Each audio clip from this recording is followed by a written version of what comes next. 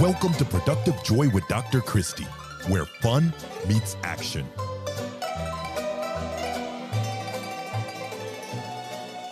Hi, friends. Welcome to Productive Joy. I am thrilled to introduce you to Amy Chambers. She is so many fabulous things. She is a leadership expert.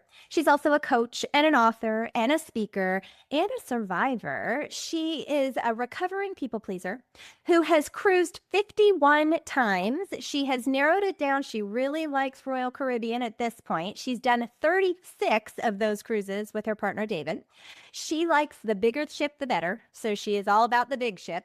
And she has also, and this is super impressive, and we're going to dig into this, run 260 half marathons and 12 full marathons. But when she started, she couldn't even run a mile. And today, she's our guest on Productive Joy. Welcome, Amy. Thank you so much. So happy to be here. I am so happy to have you. And we have been having so much fun. I mean, we couldn't stop talking before we turned the recording on. Now we've turned the recording on and people need to hear all the things. But what would you say to them in like 30 seconds to make them go, oh, I cannot wait to hear what this woman has to say? Oh gosh, probably that everything in life is a choice and how we feel is a choice, and that we can build these great, exciting, awesome lives for ourselves if we simply just decide to start. So I guess I would just say that to get us going. Yeah, like go ahead and start, right? So you have done some things. Like you started out really young in a leadership position and then just ran with that ball and now have ended up leading leaders in a different space. Can you tell us a little bit about little Amy and what brought little Amy to this point in life? Yeah, the biggest thing that comes to mind immediately is I was 18 years old. I was working for a bank as a teller. It was my first summer job, and these senior executives were coming to visit us. And I kind of wasn't connecting the dots of how important this was. It was like, okay, so we have to be here early tomorrow and like on our best behavior. And this teller that had been there much longer, and it was her full time. It wasn't just a summer gig for her. This is what she was doing. She was in her late 20s probably. She saw this as her opportunity to influence or sort of negotiate or sort of show them what she was capable of. She really wanted to get to be a banker and get into leadership herself. She had gone out and bought a suit. She had gotten up early to curl her hair and work on her makeup. And I'm like running in the door at the last minute. So all I knew is that after that meeting took place where they came and kind of talked to us as a group, they were supposed to hang around and kind of just get to know each of us individually. And it was like, you're going to get a little time with them, each and every one of you, to sort of ask questions and talk about, what's going on at the branch. And they didn't do it. They left. They walked out the door at like 9:15 shortly after we opened. And she was working next to me. She locked her vault or her drawer and went back into the break room looking very upset. And it was like the first time in my life that I left my station or my post without asking permission. I just wanted to follow her. And so I put up my I'm closed sign and I went back there, and she's in the back room sobbing and crying. And I mean, she's talking about, this was my one chance. And I was already thinking, like, what do you mean your one chance? Like, people evaluate your performance every day. The manager of this office should see the great work you do and be talking with you about your future. Like, why did they have to come here for you to feel like you've got a chance for development and to move up? But what I figured out, or what I just felt, is, oh my gosh, these leaders have made this employee feel this way. And I don't know anything about leadership, and I'm just going to college, in the fall to sort of start my life. But if I were ever in a leadership role like this, nothing like this would ever happen on my watch. And I never lost sight of that moment. So all through college and then after college, when I got into a leadership development program, her name was Debbie. And I always saw Deb in my mind in that back break room. And I got really interested and then eventually obsessed and fascinated with leadership, because I was trying to understand, like, what are the conditions where something like that would never happen? And then what are the conditions where the opposite of that happens? People feel seen, they feel heard, they feel noticed. A senior executive would come and know everybody's name or want to learn everybody's name and would stay and keep their commitment and make the time.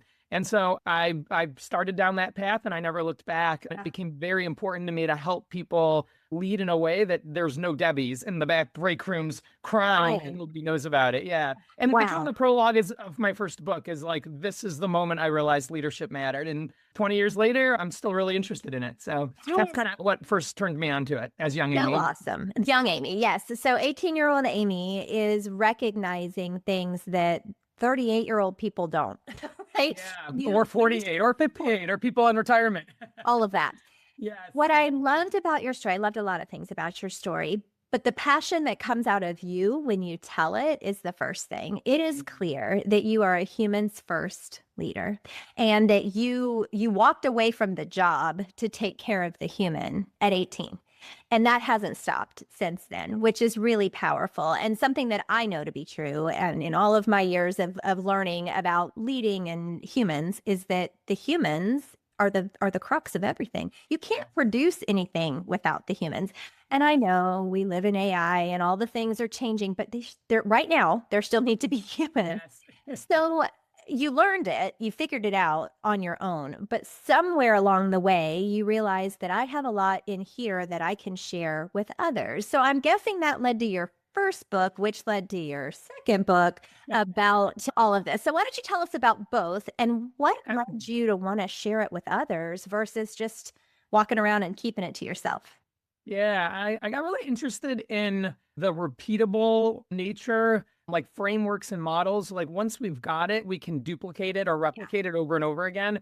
And so as I dabbled in my 20s into my 30s with like, what does good leadership mean? I started to kind of build out a model or a framework, and it became kind of efficient for me. If I went to a new team or a new division or a new office, I could say like, I'm checking for these 5 or 6 things. And at some point I began to realize, it's the same things over and over again. It ended up being 7 things. So the first book is The 7 Virtues of Exceptional Leaders. And as I started to teach that framework, people would give me feedback all the time of, you should write a book. This needs to be a book. This needs to be a class. Like, how do other people that don't know you personally access it? Like, we're so lucky to have it. And this is like nothing before. And I took that to heart. I felt like, why are so many people saying this again and again? And I love to write and I love to speak. And so at some point I felt like I got to bring this out in the form of a book. And I did kind of get inspired to share it with the world because I do feel like we're in a bit of a leadership crisis. I can't tell you the number of organizations I've worked for or worked with or seen, or just friends, families, people in my network that are constantly sharing horror stories about their bad bosses or the organization as a whole. And it's like, wait, they didn't communicate that, or no one's gotten recognized in however long. And it just appalls me. And so I wanted to be one of the voices speaking up for, hey, this is what great leadership looks like. And so I don't know if it's useful to share very quickly what the virtues are. Well, yeah. So what I love is it's the 7 virtues and the 6 habits are the 2 different books, but those are acronyms, right? Yes, they are. Okay. So virtues stands for. Yeah. So the V is for vision. The I is for involve. The R is for routines. The T is for talk. The U is for understanding. The E is for encourage. And the S is for showcase. And within each, there's all these practices and very actionable steps that people can do to exude what I mean by each of those words. So that's virtues. Okay, well, and let's press pause and let that sink in for people for a minute. So I'm an expert in adult learning, right? Like I have been an educator my entire career, and I have spent the bulk of it teaching adults. And what I know to be true is that our brains latch on to things that we can remember. And the fact that you have given this an acronym, I mean, it's a mnemonic device, it's all the things, right? And you and I are about the same age. So we learned these growing up. That was what was taught to us. So I love that you did that. But just this vision, involve, routines, talk, understanding, encourage, showcase. Those 7 things you have said enough times that you were able to rattle them off like this. That's the gift of teaching that you may or may not realize you have. It's that repeatable, stepped process that somebody else can do. So of the 7, before we get into the 6 habits, where do people get most stuck? Which one of those 7 do you feel like are like, yeah. You know, I don't want to say all of them because that's not fair. You said most stuck. Most. You know, it's one of the ones I see that just gets missed really often. And it's sort of like the biggest lever to pull. Like, I think they all need to go together and they work as a framework. It's a set to them all. But involve that so many people in leadership, they act more like managers or task managers. They give instructions, they give directions, they explain, here's what needs to be done. And they don't empower or engage people as part of that process. And so they're not saying, I kind of have my ideas over how we might solve this, but what do you think? Oh, I like that. Why don't you kind of head that up and run away with the ball and come back and report in on me to it and tell me what your challenges were or where you've gotten stuck. They feel like they have to have all of the answers. And that is probably one of the biggest missteps I see in leadership. And it's probably the one that I'm most passionate about. So yeah, that involve piece, if I were to pull one out of the others and say this one kind of stands on its own, that's the one I would pick. Well, and I realize it is a framework and you can't, it's like, it's kind of that trick question, right? Like which one, but what I heard goes back to where we started, which was that human first focus. When people have a job in something, not at a job, that's not what I mean. When people have a purpose or feel like they are a value add, they're all in. When they feel like they don't bring anything to the table or they're being done unto, they are all out. And if you need people to do what you're asking them to do, you need them to be all in. And so that involved piece is super important. And I'm going to guess that you've run into a couple humans in your years with leaders that didn't see the value of that. So what would you say to our audience about how to make this the most valuable thing? Because, a lot of people say, oh, that's the fluffy stuff, or I don't really need the people to feel good. I just need them to do their job. But how would you combat that counter argument? There is almost like an unmeasurable difference in teams that are involved and engaged in the ways that I describe in this habit or this book versus not. It's unbelievable the amount of results and success and loyalty that comes when people actually say, holy cow, I'm trusted to make my own decisions. I'm empowered here to come up with my own ideas. This isn't like, I don't just work here. I am an essential, crucial part in the solving of these problems and what we do around here. When people feel that way, it's not like a 2 times or 3x difference. It's like an exponential difference. And so someone might be just barely making their results, or hey, we're at 103% on goal. I mean, I'm talking like you would blow out your numbers and in a sustainable way, and it would almost feel easy and then very fun. Yeah. So we've been talking a lot.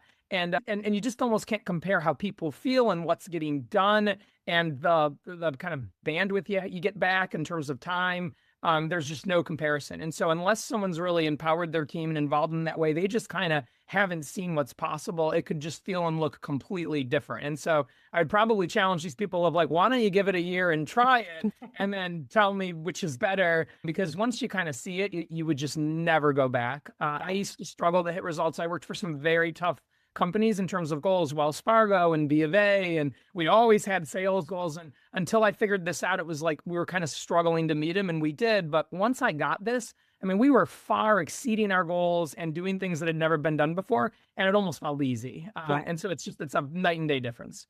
Yeah, well, because you weren't pulling the load by yourself. You was a team pulling the load. So Dave Ramsey uses a phrase a lot about workhorses. So he says that a single workhorse can pull 8,000 pounds. But if you put 2 workhorses next to one another, they can pull 32,000 pounds, right? So 4 times what you can pull. If you put a whole team together, unstoppable. But so often, I think out of insecurity, and that's what my observation has been, leaders are afraid to say someone else could do this better, or I'm not in charge, and they pull back and they're like, nope, sorry, I've got to do this. This is just something I have to do. Why? Like, I just don't. Yeah. What do you think? Do you think it's an insecurity, or what's your observation? Yeah, there is an insecurity there for sure. And I also believe it comes from a lack of understanding foundationally over like what leadership really is. And sadly, where does this come from? I also think because we've got this leadership crisis, there's not enough people demonstrating and showing and like walking the talk. And so some of the worst leaders I've seen, if I dig into who has led them, they have not been led in a great way themselves. And so they don't know any better, but they feel, hey, I'm in leadership. It's kind of like a Peter principle concept. Like, I got here because I was really good at doing the job that I now manage. And so because I have all these skills and all this knowledge and expertise, that's what I was hired to do. I have to just constantly be dispensing it on other people. And they're missing the point that you're actually not there to dispense all this great knowledge. You're there to help other people be as good as you were when you were in that role, but you're not there to do the job for them. And I think along with all of this, they get wrapped up in, hey, I've arrived to this position of leadership. I need to be perfect. And so we have to have perfect results. And so they don't want to undergo a moment where they say, I gave this to someone, I delegated, or I empowered someone else to do it, but they didn't quite know how to do it really great yet because they haven't had the practice that I've had. And so they've made some mistakes, or they've done it a little slower, or we've failed a little bit. And that's okay. That's part of a learning process. They're kind of thinking, oh no, that's bad if that happens. And so if they know they can do it better or faster, they continue to kind of keep their arms around it because they're still thinking, hey, my job is to run this team as effectively as possible, instead of my job is to create a team where learning is happening, growth is happening, development is happening. And that might mean we don't always get things done the quickest, but what we're going to be is stronger next year than we were this year. It's my job to cultivate all that. They haven't bought into that. They're not believing that. And so I think that's sort of at heart of what's stopping them. It's the lack of understanding, a lack of having seen it, and a feeling that like we've got to be perfect. And that's what my role is. No one's explaining, hey, that's not actually your job. Your job is to upskill and up talent and unleash talent in other people, actually. Yeah. And so, well, and that's because their leaders might not know, right? Like it's definitely a trickle down effect for sure. And I think that there's a big difference between a will gap and a skill gap, right? A skill gap is most definitely something we can get over. When there's a will gap, it's often seated in something that you can also get over, but you have to dig a little deeper to get into that skill gap. So I would call everything that you're saying productive joy. Yeah, but I want to hear, right? I want to hear your definition. If you had to give productive joy a definition, how would you define it? Gosh, off the top of my head, what I will say is joy in my mind feels different than happiness. It has something to do with fulfillment. I think productive joy is related to us fulfilling our potential. And the way I would probably describe that is that we're doing something we're really good at and we're talented or naturally gifted at, but we also really enjoy it. And when we marry those two things together, we tend to have just great success in whatever it is. And so we've figured out the kind of intersection or that Venn diagram of I'm passionate about this. I love this. It lights me up to do it. I feel good. Time flies by when I'm doing it. And then I'm also pretty darn good at it. Like I've got some talents or gifts here, and they're right on top of each other, whatever that is. And then it usually leads to great results. When all that's merging and happening, that feels like productive joy to me. Yeah. And this is a new term for me, so I'm taking a stab at it. That's because I made it up. And you did a very good job at it. I think it's a very fun term to coin. Well, and love that definition. Really fulfilling potential, being good at it and enjoying it. I was listening to Chris Williamson recently on a podcast, and he said, when you hate your job and you're good at it, imagine how much better you would be if you found something that you were good at and loved. And that's what you just said. And I do think it's an intersection. I think it's a choice. And I love that definition so very much. And I love more that you are giving people a roadmap for finding it. Because if they were to go through your virtues, then they are going to get to productive joy. I'm going to guess that if they get through your habits, they would also find a little productive joy. So why don't you tell us about book number 2? Because you're a bit of an overachiever with your 260 half marathons. So obviously you don't just sit and wait for things. Tell us about book number 2. As you were talking, I realized that number 2 is probably more focused on productive joy than have it book Look number at that. 1. So this is exciting. So I'll quickly share the acronym for you there, and then we can kind of build. So the H is for have honest humility.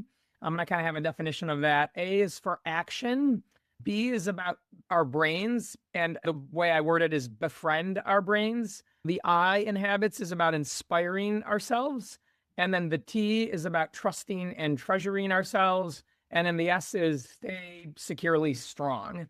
And really, the first book is all about professional leadership or leading others. The second book is really about personal leadership and leading ourselves. And a lot of people give me feedback of it seems like they were in reverse order, and maybe that's true. But again, I just got so much feedback from people I worked with for a very long time. If you've got to write a book, you got to write a book on all the stuff you're teaching us. Kind of felt like I owed it to those people. So maybe if I had it to do over, I'd put the personal book first and then, talk about how to lead others.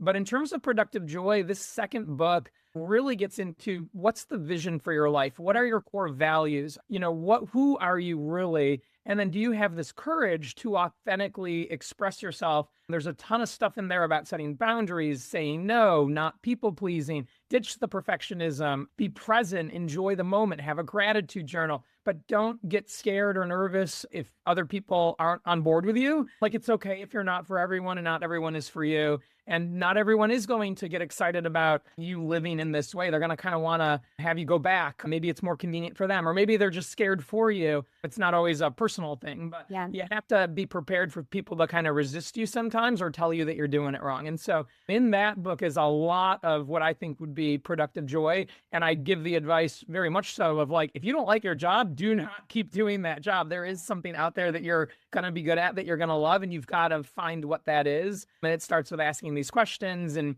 being willing to kind of like dig deep into yourself and find those root causes. So a lot of that book, I think, overlaps with, what you talk about and are an expert in.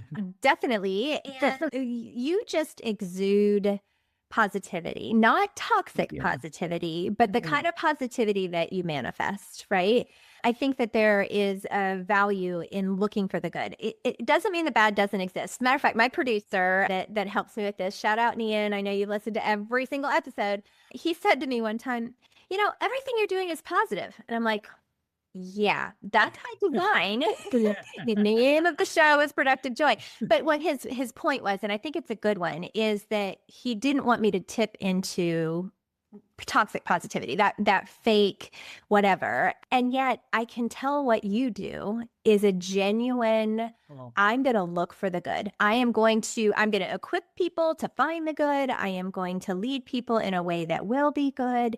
And I'm grateful. I'm grateful that you've created these roadmaps so that people can get there themselves. So people are going to want to find you, and I need them to find you. So what are the best ways for them to get your books and to get to you, Amy?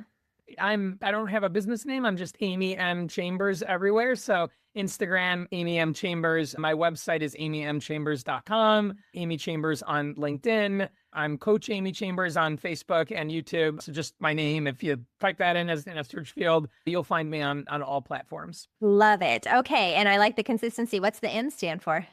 Michelle.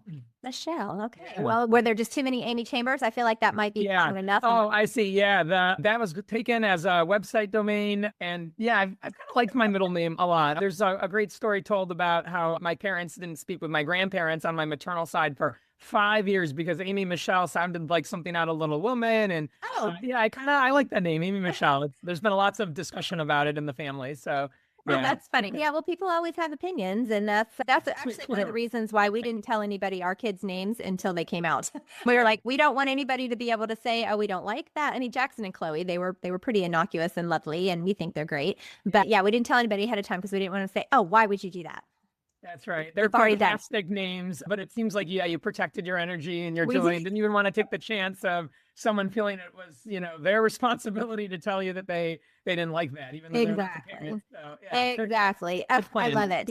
Well, Amy, I do believe I could talk to you for many hours, and I also know that others might not enjoy the conversation as much as we would. And so I'm going to wrap us up with some rapid fire questions. Are you ready? I am. Okay, these are exciting because I want people to leave people wanting more. So question number 1, what is your definition of fun?